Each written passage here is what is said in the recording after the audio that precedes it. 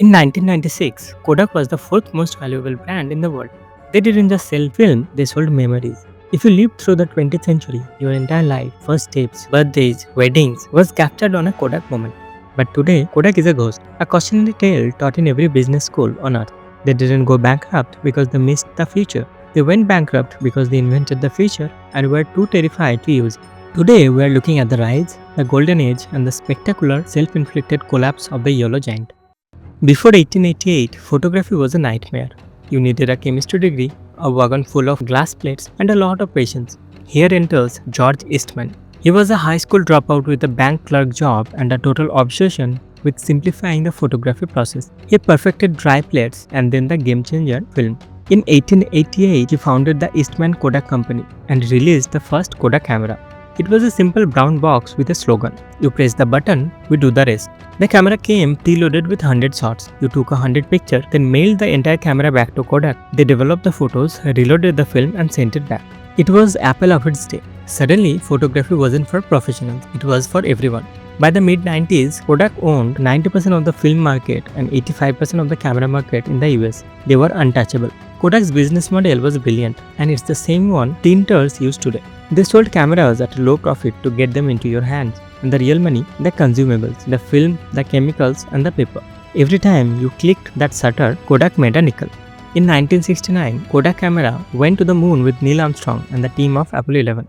They were so dominant, they didn't even see competitors in the rearview mirror. By then, Kodak Moment became part of the global lexicon. Then in the mid-70s, a young engineer at Kodak named Steven Sasson walked into his boss's office with a strange 8-pound toaster-sized device. He had just invented the world's first digital camera. And Kodak's response? That's cute, but don't tell anyone. Kodak wasn't stupid. They knew digital was coming. In fact, they spent billions on digital R&D throughout the 80s and 90s. So what went wrong? Cannibalization. If Kodak pushed digital, they would kill their own film business. And film had profit margin of nearly 60% and digital almost zero at the time. They were trapped in the innovator's dilemma. They chose to protect the past instead of winning the future. In the 90s, companies like Sony, Canon and Nikon embraced digital. They had no film empire to protect, so they invested heavily on this. Even by that time, Kodak was the second largest digital camera market in the world. But here's the kicker. They reportedly lost $60 on every digital camera they sold because they refused to fully commit. They were still propping up with the film division with one hand while trying to compete in digital with the other. In 2001, Kodak's film sales peaked and then fell off a cliff. When the iPhone arrived in 2007 with the point-and-shot camera feature, it hit the final nail in the coffin for Kodak. And in January 2012, the unthinkable happened.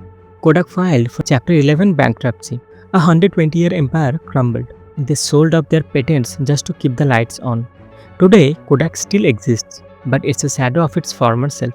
They make specialized chemicals, pharmaceutical ingredients, and some film for Hollywood directors like Christopher Nolan and Quentin Tarantino, who refuse to let the look of film die. The lesson of Kodak is simple. If you don't disrupt yourself, someone else will do it for you. They were so focused on selling the film that they forgot they were actually in the business of storytelling. So what's the Kodak of today?